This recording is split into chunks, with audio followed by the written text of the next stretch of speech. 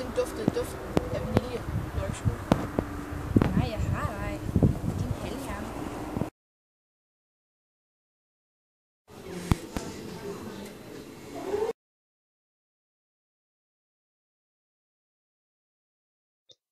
Blæs på ledningen, stønner Coco. Op! Så ligger Siri hænderne på stålet. Det er koldt, og hun viger tilbage. Næste gang hun nærmer sig, er hun forberedt på kulden. Nu opdager hun, at regnen har gjort stålet glat. Det er nemt nok at finde fodfæste, men hun glider og er nødt til at holde godt fast med hænderne.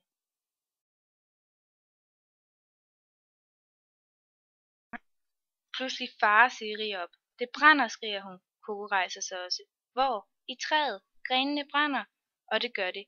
Vinden, som så behageligt har skånet dem for den værste varme fra ilden, har forræderisk blæst lurerne ind i skoven, og nu brænder det i den gren, der skrækker sig ned mod ilden. Et par skridt når hun at tage, ikke mere, før hun bliver overfaldet bagfra.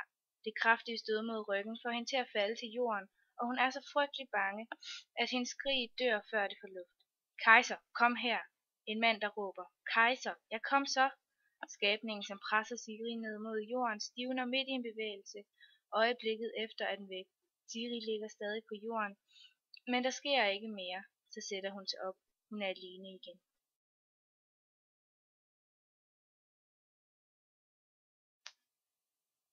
Et kort øjeblik bliver han blændet af sin egen lygte, men trods mørket og den store afstand lykkedes det ham alligevel at opfatte noget. Noget havner i vandet, ved siden af færgen.